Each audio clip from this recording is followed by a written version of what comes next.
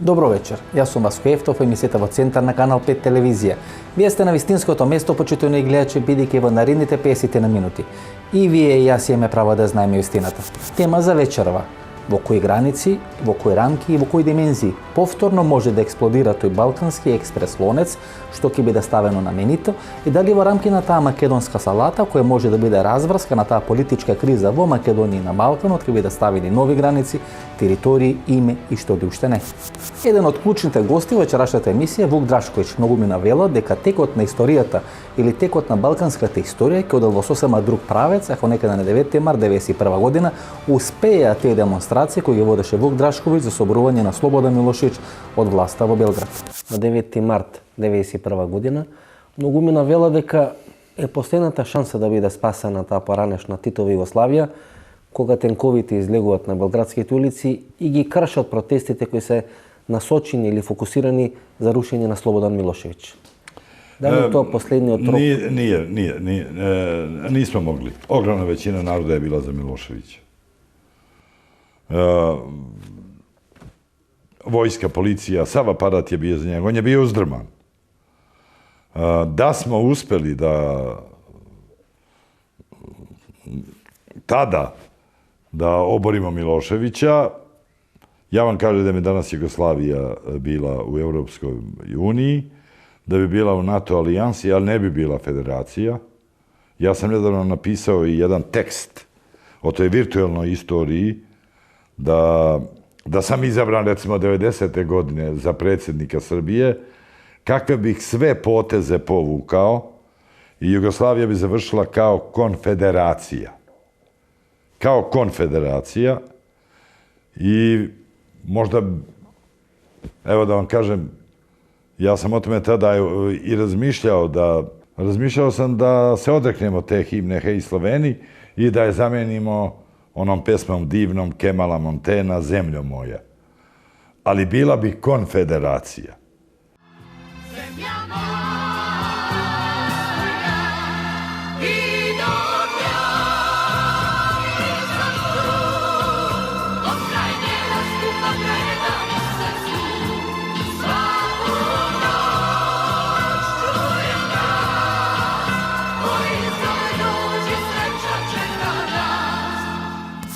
Прва пауза реклами, останете со нас, погледнете рекламите и се враќаме со вториот дел на нашата вечерашна емисија.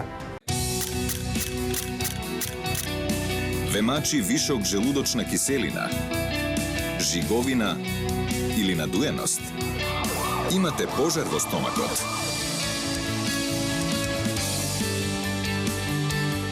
Гастрогард е брзо и безбедно решение за вашите стомачни тегови. Изгаснете го пожарот во вашиот стомак. Гастрогард. Пред употреба внимателно да се прочита упатството. За индикациите, ризикот од употребата и за несаканите дејства на лекот, консултирајте се со вашиот лекар или со фармацевт. Главоболка, затнат нос, кашлица, болки во мускулите, покачена телесна температура. Совладајте ги настинката и грипот со Кафетин Колд. Кафетин Колд содржи витамин С. Пред употреба внимателно да се прочита упатството. За индикациите, ризикот од употребата и несаканите дејства на лекот, консултирајте се со вашиот лекар или со фармацевт.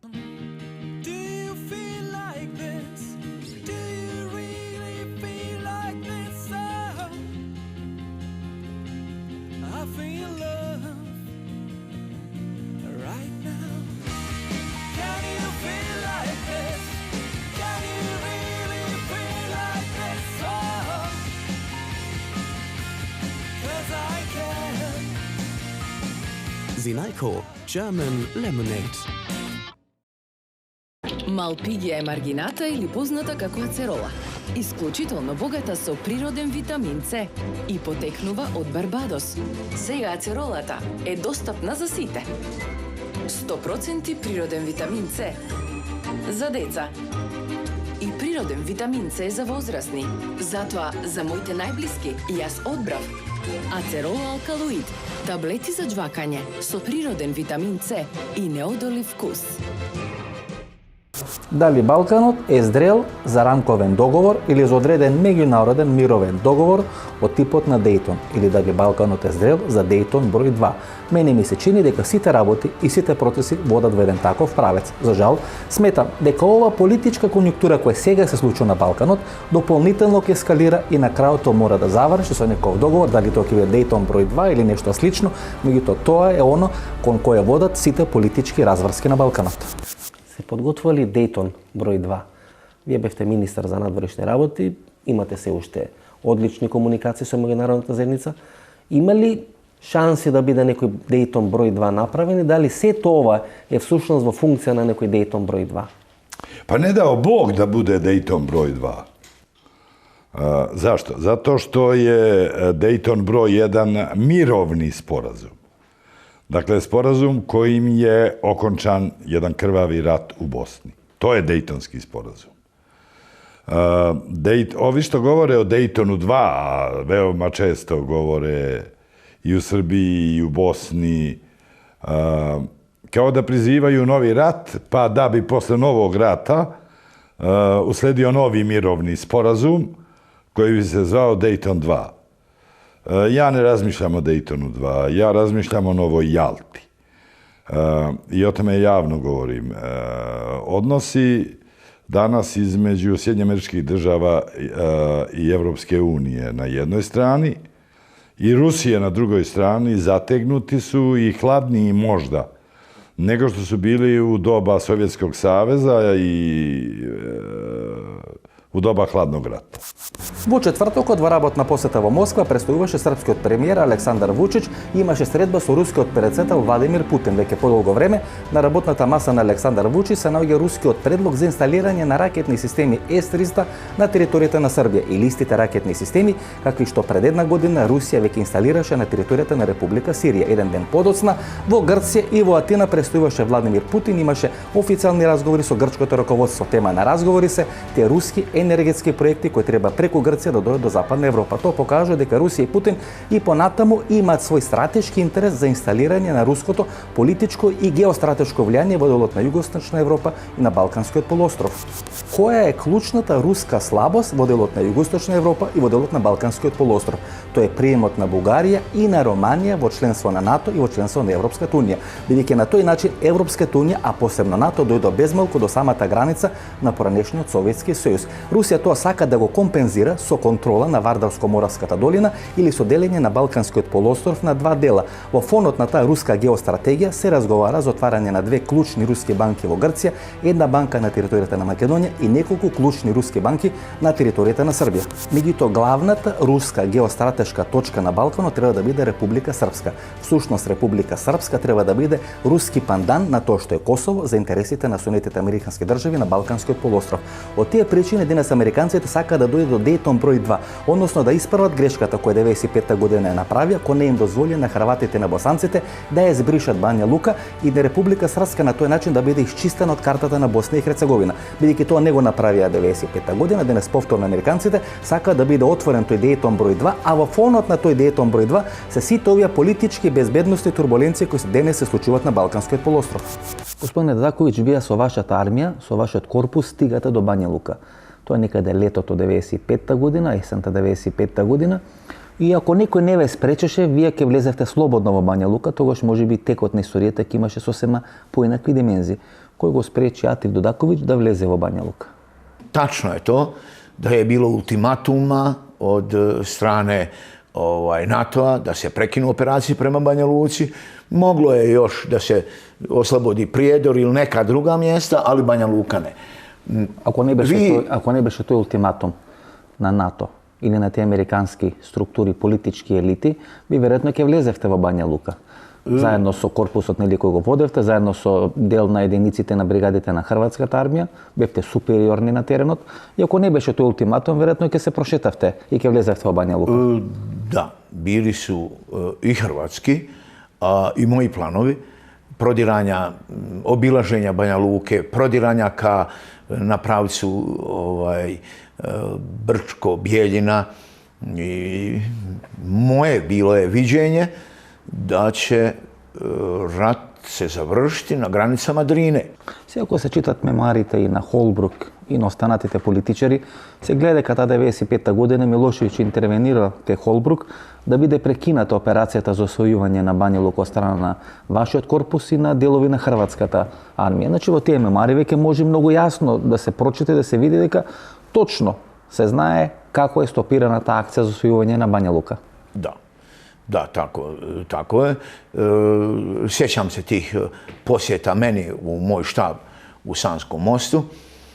Koji događaj evo posjeta? Od strane oficira NATO-a sa preciznim zadacima da se obustave dejstva. Sjećam se bespilotnih letjelica koje su kontrolisale situaciju na terenu, no normalno da sam ja malo izordavao, tako bilo je produženje 2 dana. Mi smo trebali obustaviti borbena djelovanja 10. ali je tad oslobođen i Sanski most i lično sam rekao da nisam dobio naređenje pismeno od predsjednika s obzirom na udaljenost od mog komandnog mjesta, međutim taj oficir je izvadio papir, kaže evo naređenje da se stane. Составен дел на тој Дејтонски пакет 95-та година всушност беше македонското прашање, та времена спогодба помеѓу Република Македонија и Република Грција. Некаде почетокот на октомври та 95-та година во ненајавена посета на Белград заминува тогашниот македонски председател господинот Киро Глегоров. Има средба со Слободан Милошевиќ и на таа средба според кажувањата му се предложени 2 варијанти: Царинска унија помеѓу Македонија и тогашна СР Југославија, а подосна и формирање на конфедерација помеѓу СР Југославија и Република Македонија. Значи еден ден после таа средба и враќањето од Белград се случува атентатот врз Киро Глегоров. Ниту руските, ниту американските служби до ден денешен не дадоа ниту една официјална информација кој би можел да стои за тој атентат врз господинот Киро Глегоров.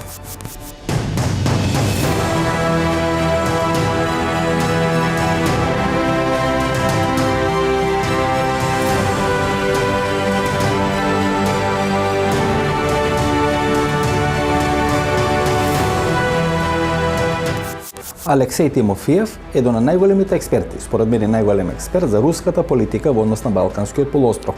Од историска гледна точка има завршено во Санкт Петерсбург и денес е еден од главните историчари во рамки на соседна Србија. Според негово толкување, царска Русија или Русија во време на Романови воопшто не размислувала на формирање на независна македонска држава. Напротив, дури учествувала и била гарант или жерант на таа поделба на Македонија помеѓу трите балкански држави Србија, Бугарија и Грција. Имамо неколку различитих фаза. Прва фаза jeste bila za vreme dinastije Romanov i Rurikovića pre toga. Ovde nije bilo viđenja makedonske crkve, nije bilo viđenja makedonske nacije, nije bilo viđenja makedonske državnosti. Znači, faktički se radilo uvek o nekoj varijanti podela ovih teritorija između Grčke, Bugarske i Srbije u različitim varijantima podela. И уште еднаш да потенцираме. Русија требала да биде гарант на таа балканска поделба или таа тројна поделба на Република Македонија помеѓу Србија, Грција и Бугарија. Бидејќи некаде помеѓу првата и втората балканска војна, рускиот цар Николај Романов не успеал да биде гарант или да ја верифицира таа првична поделба на Република Македонија, се случува втората балканска војна. Де факто, Русија се до појавата на комунистите воопшто нема позитивен однос кон независноста на македонската држава. Значи никад ние во време Романови се размишляло о независна Македонија. Ne. Како вели Вук Драшковиќ, не Дејтон број 2, туку Јалта број 2. Што е есенцијата или што е суштината на Јалта број 1? Тоа е клучната меѓународна мировна конференција по Втората светска војна, кај што учествуваат Черчил, Рузвелт и Сталин. Тамо е Балканот поделен на 50-50 зона, посебно просторот на поранешна СФР Југославија. Де факто Јосиф Брос Тито добива маневарски простор да биде Југославија комунистичка држава, а тој да има блиски релации со западниот свет. Всушност таа мантра на Јосиф Брос Тито или тоа движење на неврзаните да се биде и вамо и тамо, односно да се биде тој мост кој ги поврзува западот и истокот, и ден денес како да владе во рамки на Република Македонија. Овие последни конфликти кои се случат во Македонија, мислам дека се случат по таа линија на разграничување. Каде ние всушност треба да припаѓаме? На исток, на запад или некаде помеѓу? Што значи Јалта 2? Jalta 2 znači sljedeće. Pojavio se jedan neprijatelj kakvoga naša civilizacija do sada nije poznavala. Reč je o islamskim kamikazama, teroristima, kojima je smrt, sopstvena smrt, vrhovni ideal i cilj da bi pri tome naneli što više nesreće i prouzrokovale što više smrti drugima. Taj neprijatelj je nevidljiv. On je među nama. A meta smo svi. A meta je naša civilizacija. I mislim, borba protiv toga zla, te pošasti, zahteva hitno savezništvo Rusije, Amerike i Evropske unije pre svega, jednu alijansu koja bi bila slična onoj iz Drugog svjetskog rata, kada je slamano zlo nacizma.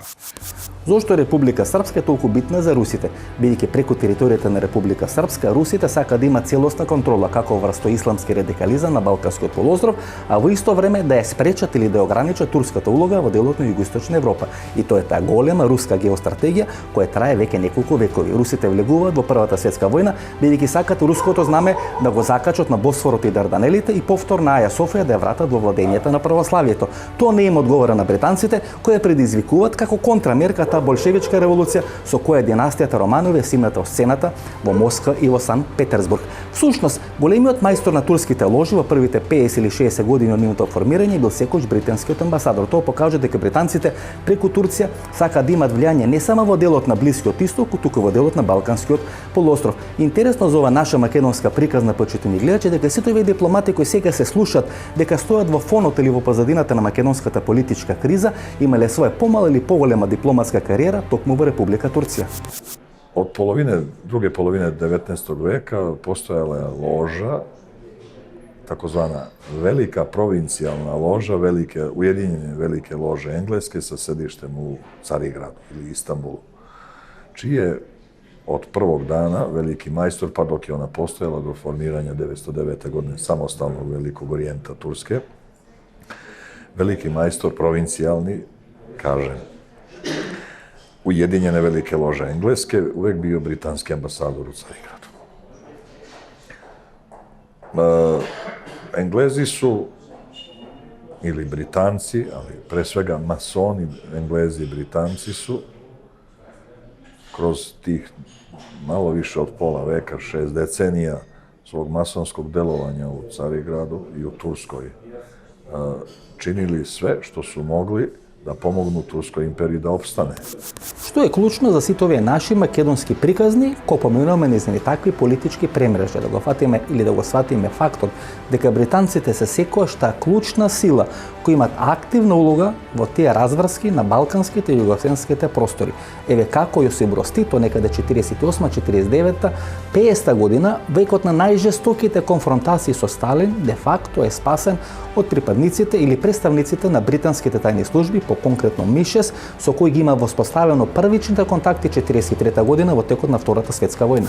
Pa činjenica da su Britanci već negde od 43. godine poslali svoje vojne misije ovde partizanima i Titu je u mnogoj meri uticala na Tita da zadrži i da stvori jedan osjećaj samostalnosti od Sovjetskog saveza i Staljina. To se nije videlo, dakle, 44-45. godine dok je rat trajao, pa i nekoliko godina kasnije.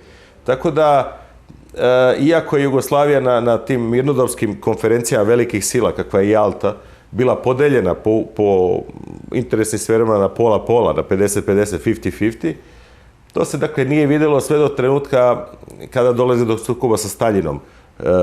Mislim da su Britanci u prvom trenutku mislili da su Jugoslaviju bespovratno izgubili, jer ona je postala deo komunističkog tog bloka i jedan verni saveznik Staljina. Međutim, to je trajalo samo 3 godine i reklo bi se da je ta injekcija samostalnosti koju su dali Britanci Titu kroz prisustvo vojnih misija, kroz jedan osjećaj podrške i priznanja, uticao na njega da 1948. godine on bude daleko odlučniji u sukobu sa Staljinom i otporu, jer je verovatno negde u daljini računao da će to privući svoje stare saveznike, kao što se to i desilo. Već sledeće godine njegov ratni prijatelj Fitzroy McLean dolazi u Beograd i već dogovaraju, dakle, prekid rata u Grčkoj i neku dalju pomoć. Tako da, činjenica da su Britanci, dakle, bili prisutni ovde u Titovom štabu za vreme Drugog svjetskog rata, uticala je da on na neki način izgradi jednu spoljnu politiku koja će zaista biti 50-50, gde će Jugoslavija onda biti jednim delom i na zapadu, drugim delom na istoku,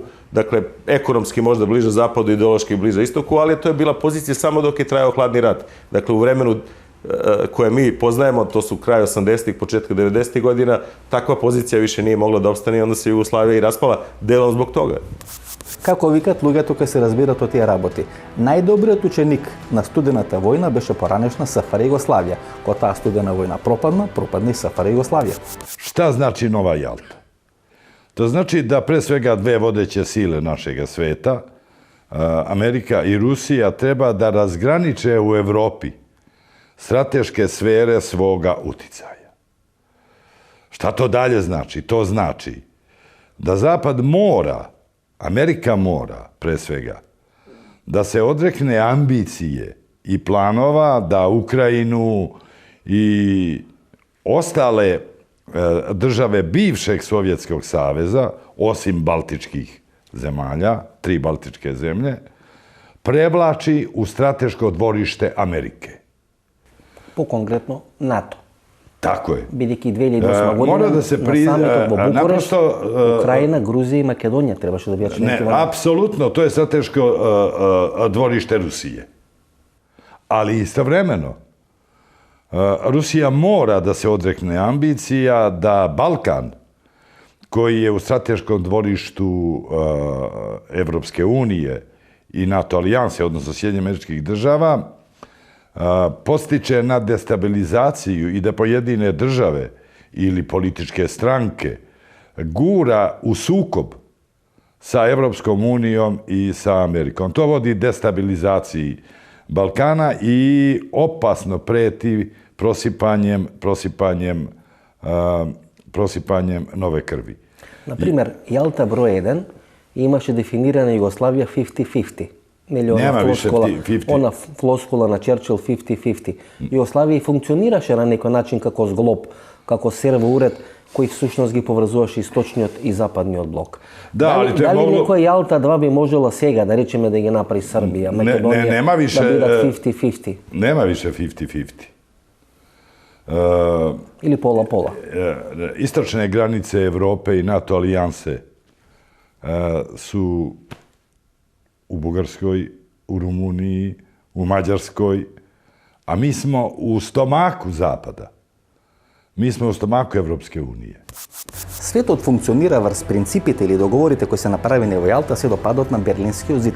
И сите овие политички и безбедносни кризи низ кои сега поминуваме, веројатно се должат бидејќи не е направен нов договор кој би требало да биде панда на тој договор од Јалта. Балканот денес е првата линија на фронтот и затоа ние сега доживуваме такви политички пермутации, премрежи низ кои поминуваме, токму благодарејќи дека не е најден нов договор кој би требало да ги регулира односите помеѓу големите сили во нашиот регион. Февруари 1945 година се одржува таа мировна конференција во Јалта и многу ми насмета дека до падот на комунизмот, таа 45-та година на Јалта е содрени темелите на светската политичка поделба после Втората светска војна. Значи Јалта е последната конференција на која што е дискутирано за поделба на интересни сфери. Помеѓу големите сили. Помеѓу победниците на некоја војна. Значи тоа е последната средба на која што се среќаваат Черчил, Рузвелт и Сталин. Тука позади нас во дворецот Ливадија Палас од 4 до 11 февруари 1945 година се одржа мировната конференција на Јалта, кај што беа ударени темелите на мировниот поредок после завршувањето на Втората светска војна. И тоа трае некаде до 1991 година, до падот или ресторањето на комунизмот. Да. Значи Јалтскиот систем на поделба traje sve do 1991. godina. Бидејќи секојаш После дојде студената војна, поделбата на два блока, НАТО и Варшавски пакт, и тој систем обстојуваше се до 1991 година, односно 89 година, кога падна Берлинскиот зид. Главната битка се води околу две држави, почитувани гледачи, тука на таа мировна конференција во Јалта, тоа е Полска и тоа е Југославија. Черчил инсистира слободни избори во делот на Централна и Источна Европа. Советскиот сојуз и Сталин, кој е тогаш многу силен и тогаш многу моќен, инсистира тие држави да бидат дел од советската сфера на интереси. На крајот Черчил мора да попушти за Полска, меѓутоа успева да се избори за некое 50-50 влијање во делот на СФР Југославија. И вела дека денес имаме проблеми во светот, бидејќи немаше нова Јалта после 91 година. Тоа е констатација која би ги дефинирала односите помеѓу големите сили. Основната констатација е таа дека тоа е последниот систем на кој што биле регулирани односите меѓу големите сили. И токму Полска и СФР Југославија беа двете држави или двете слаби точки преку кои се рушеше комунизмот после Втората светска војна. Моделот на Полска е многу интересен, бидејќи не само преку папата Јован Павле II, туку Полска всушност беше слабиот стомак на комунизмот, преку тоа движење солидарност на чие чело беше Лех Валенса. Всушност моделите на солидарност подоцна американците ги спроведува во Косово. Беа формирани еден цел спектар на паралелни институции преку кои се рушеше моделот и владењето на Слободан Милошевиќ. Има една пикантност која вели дека всушност тоа НАТО бомбардирање на Косово, кое се случи пролета 99 година, требало да се случи половина година порано или претходно некаде септември, октомври 98 година, и дека од одредени причини не биле подготвени, немале детални информации, немале добри карти, немале добри сугестии и така натаму, оперативни податоци, тоа бомбардирање е пролонгирано за 6 месеци подоцна. Дали се тоа точни податоци? Tačni su podaci. Oni gledalci koji su i ljudi koji su upoznati kako se to desilo, sjetit će se detalja kada je u Juniku Holbrooke došao i posetio terorističku organizaciju. To je 98. godine, to je bilo septembra meseca. To je ona snimka gde on sa njima, sa trojicom njima koji su bili u Juniku, to je taj snimak. Таа снимка правите вие како војно разузнавање или самите албанци, не знам, припадниците на американските служби? To smo mi došli do tih podataka, do tog snimaka i znalo se da je Holbrooke došao i da je došao tamo, jer su njemu Albanci tvrdili da oni su vojno organizovani u toj meri da mogu da uz pomoć njihovu iz vazduha da mogu da odrade sve što je bilo zaplanirano. Kopnena, znači? Da, kopnena su... intervencija. Дека албанците се пешадиски спремни da podrže dejstvo iz avijacije sa neba. Pošto je Holbrooke u razgovoru sa Miloševićem rekao to, da Albanci na prostoru Kosova i Metohije su toliko oružano ojačali da ne postoji mogućnost da snage bezbednosti Jugoslavije, tada Jugoslavije, mogu da im se suprostave, onda je kao probni događaj provere tog podatka izabrano mesto Kijevo. To je na putu iz pravca Peći kad se ide prema Prištini, koje je navodno sa nekih 7 pojaseva odbrane najbolje utvrđeno. Onda su snage bezbednosti Jugoslavije, pre svega MUP-a, podržane vojskom, u akciji koja je trajala ne više od 3 sata, svih 7 pojaseve odbrane probile i kad su dali do znanja Amerikancima da OVK, UČK, kako ih oni zovu, nisu u stanju da mogu bilo šta da urade na kopnenoj, na zemlji, onda su Amerikanci odustali od već planiranog napada iz vazduha koji je trebao da se desi u drugoj polovini септембра месец. Знаете која е клучната политичка погрешка или лоша политичка анализа, почитувани гледачи? Сите балкански лидери почнувајќи од Орбан па доле до Ердоган, има проценка дека американците се повлечени трајно од овој балкански полуостров и воопшто нема да се вратат во времето на Барак Обама. Меѓутоа некаде пред една неколку година, после она најава за градење на таа кинеска пруга од Будимпешта до Солун и тој руски, турски тек со рускиот газ кој треба да дојде до Западна Европа, американците повторно се враќаат на Балканот. Сите овие балкански лидери на некој начин не се прешалта и не се прилагодија на ново настанатата ситуација на теренот и тоа доведе до вакви балкански конфликти. Гледате која е реакција, например, со тој руско-турски тек и она кинеска пруга која требаше од Будимпешта да тргне, да заврши Солун, со двете грчки пристаништа купени со кинески пари, тоа е Пирејското и тоа е Солунското пристаниште. Значи целата ова, ајде да речеме, дестабилизација на регионот почнува после оној состанок во Будимпешта и најавата за изградба на руски-турски тек во кој би биле вклучени Турција, Грција, Македонија, Србија и Унгарија. Ja mislim da Makedonija, Srbija, Crna Gora, Bosna i Hercegovina, pošto su Hrvatska i Slovenija već u Europskoj uniji, moraju da prihvate jednu realnost da smo mi u stomaku Evropske unije i da budućnost, realnost nalaže bezuslovno kretanje ka Evropskoj uniji i ka NATO alijansi. Ka NATO alijansi pre svega, jer NATO je izbor puta i garant bezbednosti putovanja. A Evropska unija je samo putovanje koje može da potraje i poduže. Колку да делува нелогично, почитувани гледачи, моделот на американците и моделот на русите е потполно идентичен. Тоа што го прават американците, де факто го прават русите, меѓутоа многу помалку видливо. Например, американците го одбират Косово, го прават независна држава и таму ја стационираат својата главна база, тоа е Бонстил.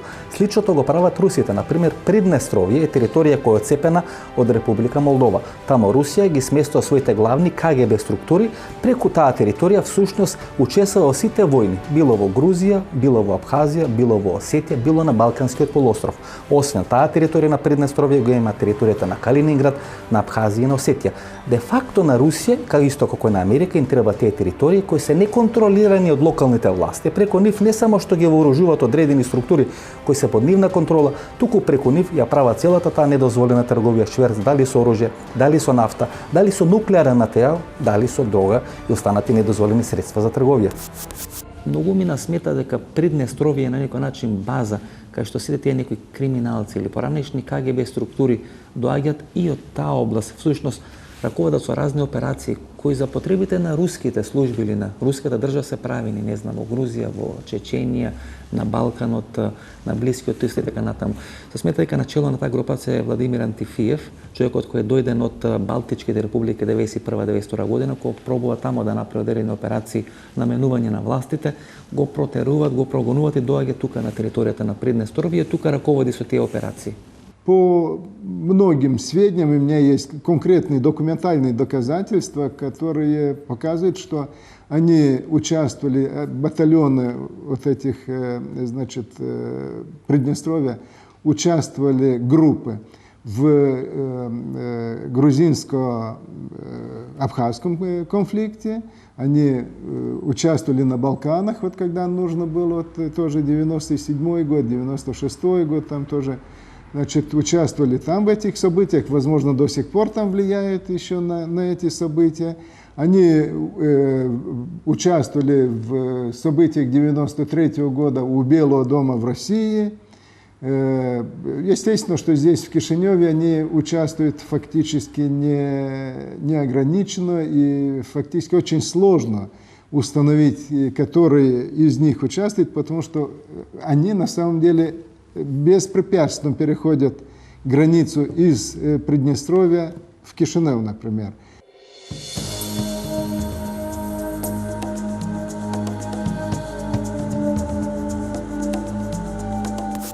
И токму од тие причини се случува тоа што денес се случува во Молдова, вистинска граѓанска војна, бидејќи де факто на територијата на Молдова се соочуваат или се содруваат влијањата и зоните на интересирање како на Русија, така на американците и целиот конфликт настанал во моментот кога американците сакаат да инсталират НАТО структури на територијата на Молдова.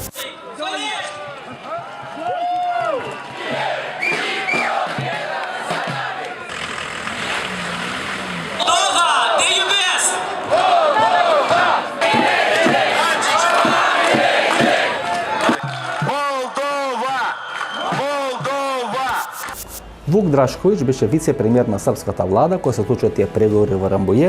Тој е еден од луѓето кој е клучен во таа српска делегација. Еве самиот како вели што всушност се случувало во Рамбује и како е дојдено до таа разврска неповолна по србите за губење на Косово. Вие бевте во Рамбује и бевте учесник во тие преговори во Рамбује.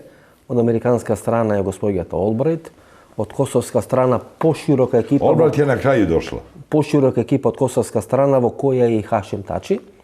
И тука она позната, ајде да речеме, теорија или стратегија, кога албанците се враќаат на преговарачката маса, го прифаќаат договорот, вие го одбивате договорот, го прифаќаат договорот под сугестија, под притисок на Медел Олбрайт, сметајќи дека токму србите ќе постапат спротивно. И тоа е почетокот на војната, тоа е почетокот на НАТО бомбардирањето всушност на Србија. Какви се американците кои ќе ве седнат на такви преговори? Pa pre svega postojala je međunarodna trojka, međunarodna kontaktgrupa koja je vodila pregovore oko Rambujea i pripremala predloge. I tu je bio Christopher Hill ispred Sjedinjenih država, Boris Majorski ispred Rusije i Boris Petrić i Wolfgang Petrić ispred Evropske unije, Austrijanac. I u jednom trenutku oni su ponudili zaista jedan sporazum koji je oberučke srpska strana trebala, nešto sam o njemu rekao, da potpiše. Ja sam insistirao tada kod Miloševića da se ne okleva ni sekunda, nego da se to potpiše. Pa ako Albanci odbiju, onda će lopta biti u njihovom dvorištu i oni će biti krivi pred međunarodnom zajednicom. I Albanci su odbili da potpišu. Odbio je Milošević, ali odbili su i Albanci. Onda je došla Albrightova i malo je zaoštrila u albansku korist. I to su odbili Albanci da potpišu, Srbi naravno. I tek nakon jedne pauze ubeđeni su Albanci da potpišu sa uverenjem da Srbi neće, da Srbija neće potpisati, čime će biti otvoren put za bombardovanje Srbije. Naravno, ta očekivanja su se ispunila. Milošević je odbio i mi smo se našli pod bombama, Kosovo je izgubljeno. Како секоја голема империја, така и американците тие тешко се откажуваат од тие своји формулации, тие своји стратегии како треба да се решаваат одредени конфликти. Тоа што се случи во Рачиново на некој начин е класичен пример како американците ги решаваат сите тие отворени прашања или отворени конфликти. Ги седнат на зелена маса, двете страни се подеднакво задоволни или подеднакво незадоволни од понудените решенија, се затвара одреден кризен менеджмент или одредена кризна ситуација, меѓутоа таа не е затворена и не е решена 100%, бидејќи секош во една дадена ситуација во еден нареден временски период, таа кризна ситуација која е привремено решена повторно може да ескалира во нов конфликт. Тоа е начинот на функционирање на американците. Затоа Балканскиот полуостров е трусно подрачје, бидејќи сите тие три мировни договори на кои почива мирот на Балканскиот полуостров се така направени што во секое време можат повторно да ескалират. Победивме, а не спречија до крај тоа да го направиме, или бевме немокни да влеземе, бидејќи има мноштво на приказни. За Рачиново зборувам. Вие бевте дел од, ајде да речеме, луѓето кои најмногу знаат за Рачиново. Што де факто се случуваше во Рачиново? А Рачиново ни даде одврзани раце. Значи ни даваат одврзани? Значи, после завземањето на УЧК на Рачиново како територија, се нотира дека, или се констатира дека воздушната линија помеѓу Рачиново и Собрание на Република Македонија е околу 4 километри. А дејствувањето на 120 милиметарски минофрлачки оган е околу 4,5 километри. Значи, слободно може да се гаѓат институциите.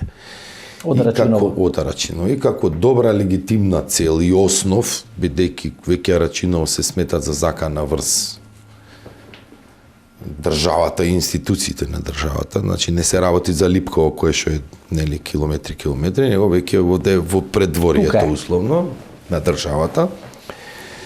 Со тоа што во тој период се открија и Газибаба ровови кои што беа копани, значи тие се беше планирано да во Скопје да се влези полека од Рачиново во Скопје. Ако почнаа да влегуваат во Скопје како структура, ќе настанеше класична граѓанска војна. Бејрутско сценарио. Сега и то не И ова не им одговараше нормално на меѓународна заедница, бидејќи веќе долг временски период Македонија бараше да прогласи вонредна состојба или воена состојба. НАТО и Европска унија исклучително многу се противставува на то барање. Ние за да прогласиме воена состојба требаше да бидеме нападнати од некој. Според уставот. А нападов се случи од Косово. Така го истретиравме. Ако се случи нападов од Косово, то значи сме нападнати од меѓународна заедница и тука настане еден така дипломатски лавиринт. И зато не е прогласена војна состојба. И ако се бараше да се прогласи вонредна состојба, барем на дел на територија на Република Македонија. Клучен играч во решавање на таа криза околу Рачинова е Питер Фейт. Тој човекот кој подосна беше прв човек на таа администрација на Брисел и на Европската унија во Косово, а некаде пред 2 месеци се спомнуваше како играч кој треба да направи надградба на рамковниот договор во рамки на Република Македонија. Всушност, тој е човекот кој му се заканува на Борис Рајковски дека македонските сили ќе бидат бомбардирани ако не прекине акцијата околу Рачинова. Кој требаше да се подпишува примире во Рачиново, што се случи у Белви? Вие го носите Питер Фейт таму. Фейт во недела за бајле. Кога истекува 48 сати? Да, дојде во кабинетов на председателот. Тоа на захана дека ќе делува НАТО врз нашите сили ако не биде прекинат конфликтот, бидејќи во рок од 48 сати не беше влезено во Рачинова. Исклучително оштро беше представеното. Значи и кон председателот и во од страна Питер. Точно се сеќавам ја на моментот дека и мене ми рече ти лично да го носиш во Рачина, во Белви. Значи вие лично го носите Питер Фейт? Лично, да. За да гарантирам дека ќе стигне таму. Жив? Да. И така е... Иако малку не го посакував тоа. Да стигне жив? Да. Проблемот на Балканот е што една затворените прашања повторно се отварат. Гледаме во Хрватска, гледаме во Босна и Херцеговина, тоа што се случува во Косово или Северно Косово, Бугарија е понатаму поделена помеѓу истокот и западот, иако е членка на Европската унија и на НАТО. Во Македонија се отварат повторно тие стари рани на одредени поделби внатре во македонското ткиво, македонското општество, и ми се чини дека на крајот сите тие отворени прашања ќе направат еден комплот или еден композит кој треба да биде решаван со тој Дејтон број 2. Сега се останете уште нерешени прашањето на Косово. Се уште не е решено прашањето на името. Република Српска виси на некој начин во Босна и Херцеговина. Нефункционални се државите поради тие отворени прашања и проблеми.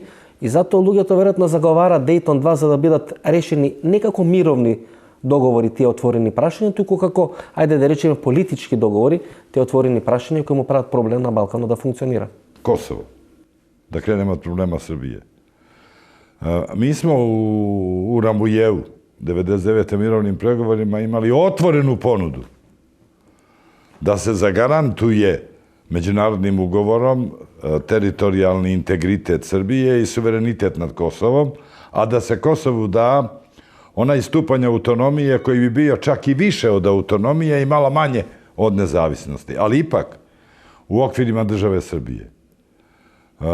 Imali smo zahtev da uđu strane trupe, da pri tome ostanu značajan broj srpskih vojnika i policajaca na Kosovu, da se razoruža UČK, to je Milošević odbio. I izabrao je rat, odnosno izabrao je gubitak Kosova. Izabrao je gubitak Kosova kao jednu strategiju da okrivljuje NATO i Zapad za gubitak Kosova i da među Srbima raspiruje najveći stepen mržnje prema Evropi, prema Americi i pobedio je. Izgubili smo Kosovo, ali njegova crna strategija je pobedila. Danas je stepen mržnje prema Америци огромен. Гледате како функционирата американска булдозер дипломатија, или што би се рекло молчи толчи. Ако некаде пред 10, пред 15 години, главниот американски булдозер за решавање на тие клучни или отворени балкански проблеми беше Ричард Фолбург, денес е господјата Викторија Нулан. И тоа што се случуваше некаде пред 15 или пред 20 години, денес се случува повторно на Балканскиот полуостров, и затоа се сите тие реминисценции, можеби асоцирања дека денес на Балканот се создава подлошка за формирање или за правење на нови мировни конференции кои би биле некоја форма на Дејтон број 2. Како функционираат американците кога ќе ве стават на зелена маса? Која е технологијата на нивно функционирање употребуваат? Znate šta, reći vam sad nešto. Nas niko na zapadu ovde ne mrzi. Ja mislim da mi ovde sebe mrzimo. I mi smo sebi problem.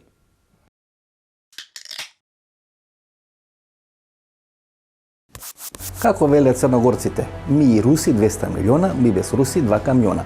Всушност Црна Гора цело време била една класична руска губернија.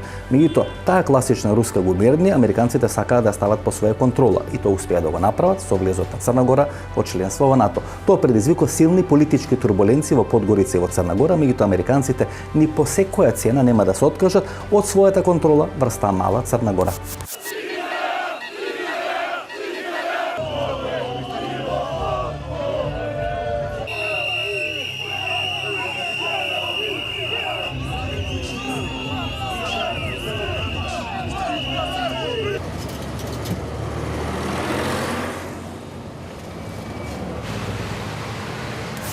Просто е неверојатен фактот, почитувани гледачи, дека едно од најголемите светињи на христијанскиот свет, а тоа е раката на Јован Крстител или раката која го крсти Исус Христос, денес е во малата Црна Гора. Како е тоа патешествие и како успева таа рака на Јован Крстител кој го крсти нашиот Отец Исус Христос од Ерусалим да стигне до малата Црна Гора. Значи, во моментот едно од најголемите светињи на христијанството во светот, раката на Јован Крстител, со кој е крстен Исус Христос, се наоѓа во Црна Гора. Да, тренутно она се налази на подручју Западnog Балкана, тренутно она се налази на подручју Републике Црне Горе, тренутно она се налази у граду Цетињу, она се налази у митрополии. Интересна е таа приказна за раката на Јован или Јован Крстител или раката која го има крстено Исус Христос. Десница Јована Крстителја стигла е у Русију за време Павла I Романова. Крајем 18. века, почетком 19. века он е владао и измеѓу осталих својих титула био е заштитник Малте. Малтешки витезови поклонили су нему ову реликвiju пошто су се надали негови подршци Малти с jedne strane, a s druge strane dozvoli da oni mogu da deluju slobodno u Rusiji. Od tog vremena nalazila se u sastavu Ruske pravoslavne crkve i tako je sve bilo do revolucije 1917. godine, kada usled revolucije građanskog rata Svetinja napušta Rusiju i putuje u Evropu. Што се малтешките витези? Тоа се еден вид на бранители на светиот град Ерусалим, кои се појавуваат некаде 11-12 век од нашата ера, учествуваат во одбраната на Ерусалим од безбожниците или од муслиманите. После паѓањето на Ерусалим тие се повлекуваат прво на Кипар, кога Кипар е заземен од Турција, подоцна се повлекуваат на островот Родос. Кога исто така и Родос е заземен од Турција, тие се повлекуваат на островот Малта. Таму остануваат некаде до крајот на 18-тиот, почетокот на 19-тиот век, кога Наполеон го освои островот Малта. Тогаш наоѓаат прибежиште прво во Ватикан, а подосне во Царска Русија. Бидејќи се иматели или собственици на раката на Јован Крстител и бидејќи нивниот ред всушност почива на символизирање на црквата на Свети Јован, барајќи заштита во Царска Русија, те им предаваат и раката на Јован Крстител. Така раката на Јован Крстител од Малта завршува во Царска Русија. Значи до 917 година таа рака на Јован Крстител се наоѓа во Русија. Да. Се наоѓа во рамки на Руската православна црква. Каде точно се наоѓа и која чува таа рака до 917 година? До 1917 налази се у Русiji и чувању Руска православна црква. Она се чува у Петерсбургу. Во денешен Ленинград или Санкт Петерсбург. Да, у Санкт Петерсбургу. После она е однешена у Европу, значи, у емиграција. После падот на Романови.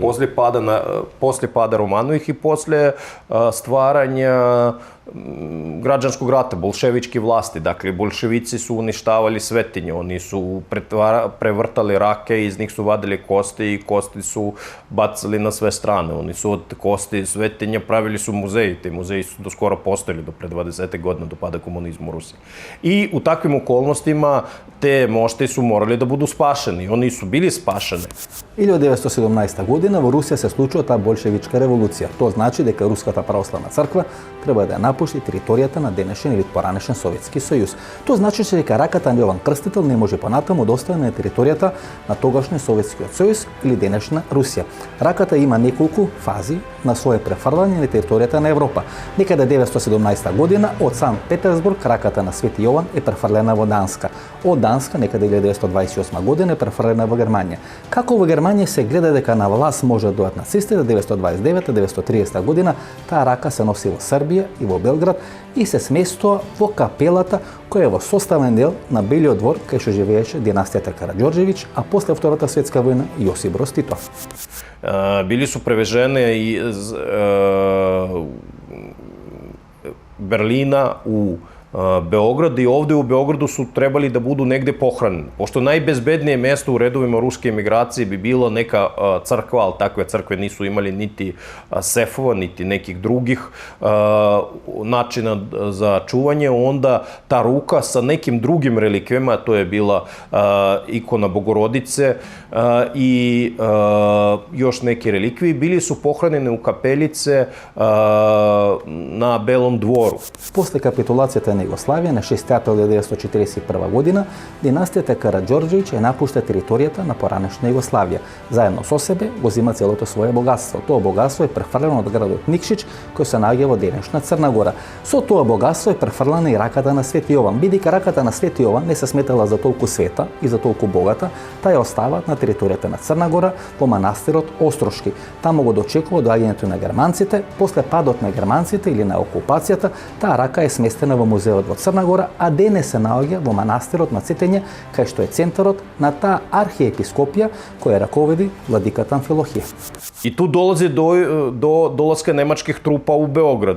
I u ovom dolasku nemačkih trupa u Beograd dolazi do opšte bežanje i do opšte evakuacije. Onda puno stvari je bilo odnešeno bez ikakvih, kako bi se reklo, dužih pregovora i pitanja. Tako i ove relikvije su bile strpane u jedan od vojnih kamiona i odnešene u pravcu Nikšića.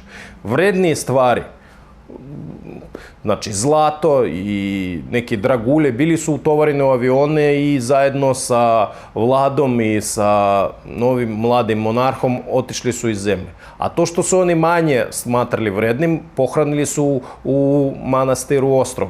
U manastiru Ostrog te svetinje su bili pronađene od strane Nemaca, ali Nemci nisu ih odatle uzeli, rekli su da taj deo svetinje pripada crkvi. Za razliku od njih, komunisti kad su došli u Ostrog, odneli su te svetinje i odneli su ih u Podgoricu u muzej.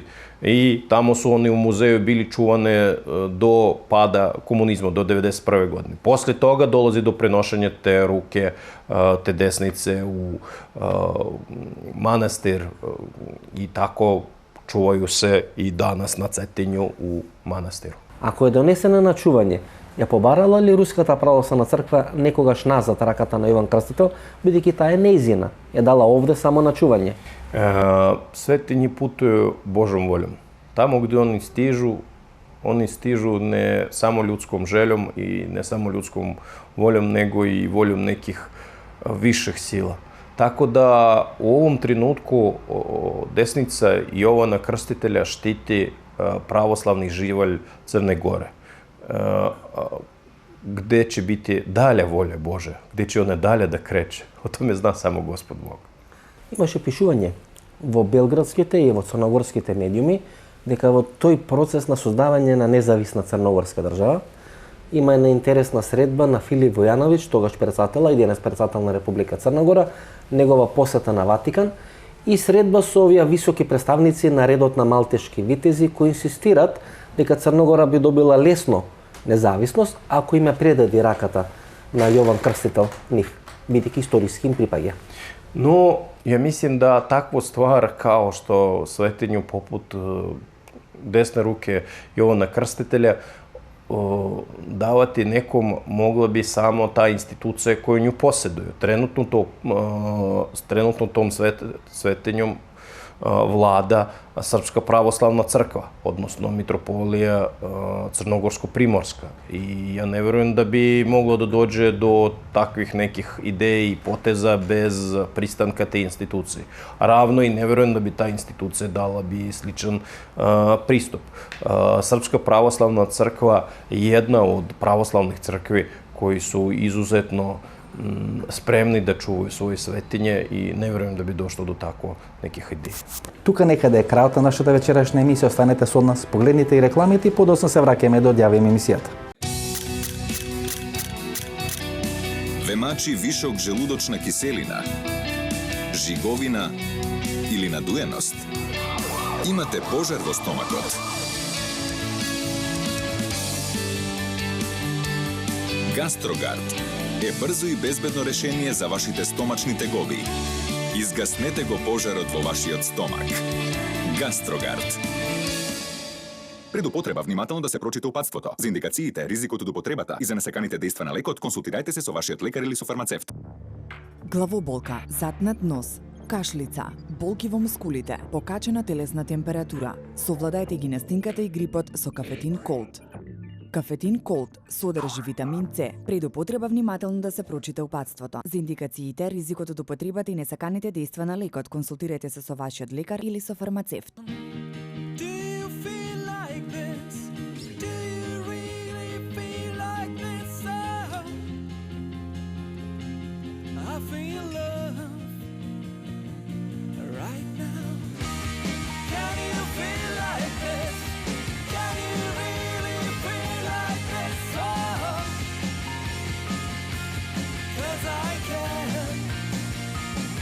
Zinalco German Lemonade. Малпигија е маргината или позната како ацерола. Исклучително богата со природен витамин С и потекнува од Барбадос. Сега ацеролата е достапна за сите. 100% природен витамин С за деца. И природен витамин С за возрастни. Затоа за моите најблиски јас одбрав Ацерола алкалоид, таблети за џвакање со природен витамин С и неодолив вкус. Ова беше емисијата во Центар, сум Васко Ефтов, почитувани гледачи. Ние се гледаме идниот понеделник во истото време. Пријатно вечер, Македонија, каде и да си.